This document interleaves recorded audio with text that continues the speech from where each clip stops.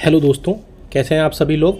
Welcome है, स्वागत है आप सभी का हमारे यूट्यूब चैनल में। पेंशनर्स, कर्मचारियों और फैमिली पेंशनर्स के लिए 4 बड़ी खबरें लेकर आया हूं मैं, जिनका डायरेक्टली असर आपकी सैलरी, पेंशन और फैमिली पेंशन का इसी मंथ पर पड़ेगा।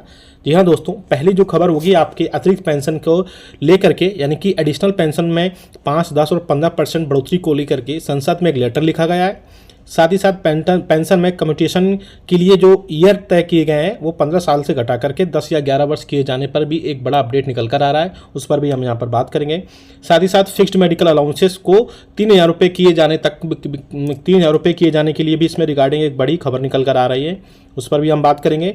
तीसरी बड़ी खबर है एनसीजेसीएम ने सरकार से रिक्वेस्ट की है, कैबिनेट सेक्रेटरी को एक लेटर लिखा है जिसमें 8 वेतन आयोग का गठन जल्द से जल्द किए जाने की उन्होंने डिमांड की है। और साथ ही साथ चौथी जो खबर है वो भी 8th पे कमीशन से रिलेटेड होने वाली है, जिसमें संसद में एक 8वें वेतन आयोग को लेकर के एक क्वेश्चन रेज किया गया था। उसका जवाब भी आया है मिनिस्ट्री ऑफ फाइनेंस के डिपार्टमेंट ऑफ एक्सपेंडिचर की तरफ से, तो वो क्वेश्चन का जवाब भी देखेंगे, उसका आंसर भी देखेंगे।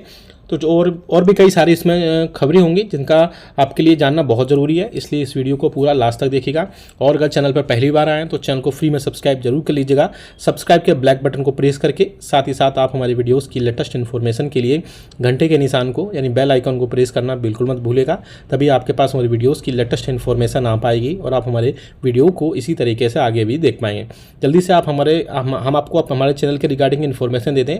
आपकी अगर कोई समस्या है, कोई वेलफेयर से रिलेटेड कोई डाउट है, तो आप हमें सब्सक्राइब के राइट साइड में एक ज्वाइन बटन है, उस पर क्लिक करके और 29 रुपये पेमेंट करके आप हमें विदिन 15 मिनट के अंदर आप अपनी समस्या को सॉल्व करवा सकते हैं। तो आपको कुछ नहीं करना है, पहले चैनल को सब्सक्राइब करना है, ज्वाइन बटन में क्लिक करके 29 रुपये का पेमेंट करके आपको हमसे जो भी समस्या हो क्वेश्चन का जवाब पूछिए, हम आपको 15 मिनट के अंदर आपकी प्रॉब्लम को सॉल्व कर देंगे।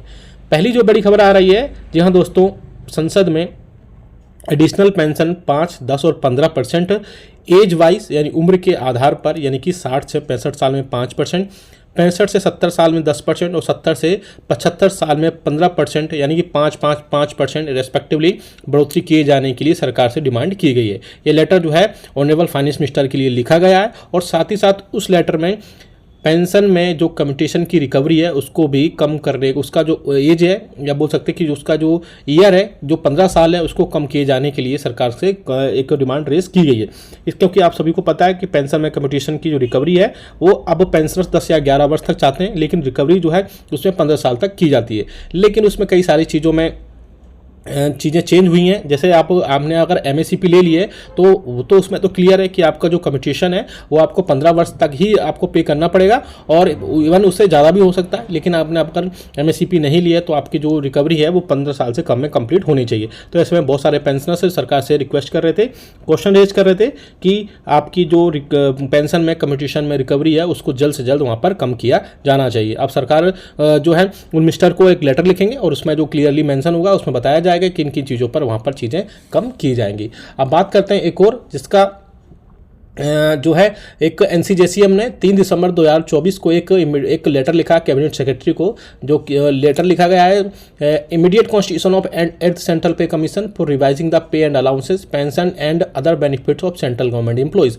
जी हाँ दोस्तों, एक काफ़ी सारा अच्छा लेटर लिखा गया और भी कई सारी चीज़ें लिखी गई हैं जिनमें 8वें वेतन आयोग को जल्द से जल्द घोषणा की जाने की सरकार से रिक्वेस्ट की गई है। और इसमें बोला गया है, आप देख भी सकते हैं स्क्रीन पे, the next veg revision and pension revision due from 1/1/2026 since the wages of the central government employees and pension of the central government pensions are revised once in 10 years. This periodically is maintained from the immediate of 6th pay commission from 1/1/1996. This office wide letter referred above have requested your good self that the government may constitute the 8th central pay commission immediately. It is now more than 6 months after we submitted our request. So far we had not received the positive response from the government. इसके बाद उन्होंने बोला है कि 7वें वेतन आयोग जब commutation हुआ था तब 28 फरवरी 2014 को इसमें कमेटी बना दी गई थी और 1 जनवरी 2016 से इसको लागू कर दिया गया था। लेकिन अभी 1 साल से कम समय बचा हुआ है, ऐसे में एक कमेटी भी गठित करनी है और भी कई सारी चीज़ें उस पर बात करनी है। ऐसे में 3 से 6 महीने का समय जो है लग सकता है। तो ऐसे में गवर्नमेंट को क्लियरली मेंशन करना चाहिए कि 8वां वेतन आयोग कब आएगा और भी कई सारी चीज़ें जो इसमें ऐड होंगी वो कब वहाँ पर क्लियरली मेंशन की जाएंगी।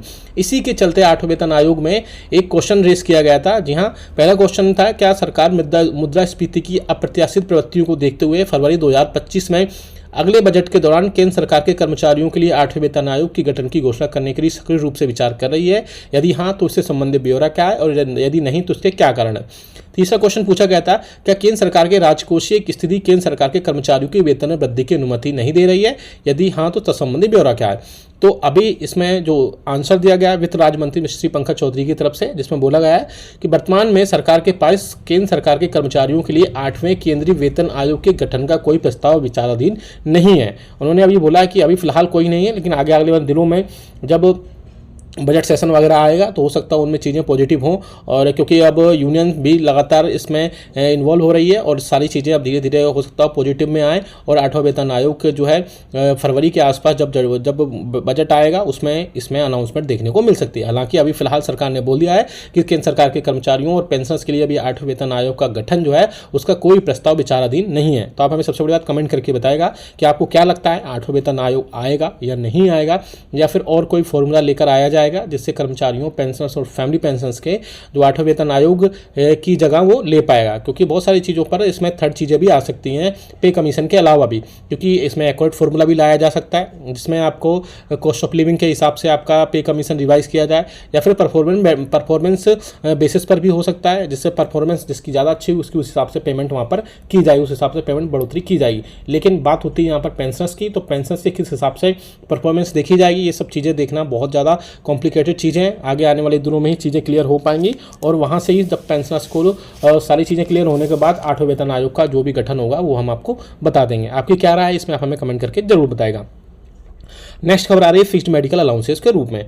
आप सभी को पता है कि जो पेंशनर्स नॉन सीजीएचएस एरियाज में रहते हैं वो अपना फिक्स्ड मेडिकल अलाउंसेस को 1000 रुपये उनको प्रोवाइड कराया जाता है, जो कि ओपीडी मेडिसिन के खर्च के रूप में होता है। लेकिन पेंशनर्स ने अब सरकार से सीधी रिक्वेस्ट की है कि ओपीडी मेडिसिन के जो 1000 रुपये हैं वो बहुत कम होते हैं। ऐसे में सरकार कम से कम फिक्स्ड मेडिकल अलाउंसेस को 6000 रुपये यानी कि 5 से 6000 रुपये तक बढ़ाए, जिससे कि पेंशनर्स की जो फिक्स्ड मेडिकल अलाउंसेस के रूप में 1000 रुपये मिलते हैं वो काफ़ी कम है, और 5000 रुपये तक बढ़ाया जाना चाहिए। ऐसे में ministry of health and family welfare की तरफ से इसमें क्वेश्चन आंसर दिया गया था। उन्होंने बोला था कि अभी मैटर अंडर कंसिडरेशन है और जल्द से जल्द इस पर कोई ना कोई फैसला लिया जाएगा।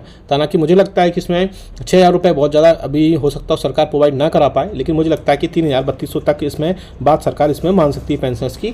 तो ऐसे में अगर पेंशनर्स को फिक्स्ड मेडिकल अलाउंसेस के रूप में 3000 रुपये तक की भी बढ़ोतरी होती है तो पेंशनर्स के लिए थोड़ी सी राहत की खबर होगी, क्योंकि फिक्स्ड मेडिकल अलाउंसेस अगर बढ़ेगा तो क्योंकि ओपीडी मेडिसिन का 1000 रुपये कुछ नहीं होता, बहुत कम होते हैं, तो 3000 रुपये तक भी अगर 3200 तक भी बात बनती है तो ऐसे में पेंशनर्स को काफ़ी ज़्यादा राहत देखने को मिल सकती है। साथ ही साथ जो अतिरिक्त पेंशन की बात की गई थी उसका जवाब जब आएगा हम आपको बता देंगे, क्योंकि किसी मिनिस्टर की तरफ से ये क्वेश्चन रेस किए गए तो आंसर सरकार देगी उनको, और उसके बाद में उसमें जो भी डेवलपमेंट होगी वो हम आपको जरूर बता देंगे। साथ ही साथ 8वें वेतन आयोग पर हमें कमेंट करके बताएगा कि उसमें क्या फॉर्मूला आपके हिसाब से हो सकता है, या फिर एडिशनल पेंशन में 5-10% 15% की बढ़ोतरी की जानी चाहिए या नहीं की जानी चाहिए। वीडियो अच्छा लगा तो लाइक करेगा, शेयर सभी के साथ करेगा। ऐसे न्यूज़ इन्फॉर्मेशन अपडेट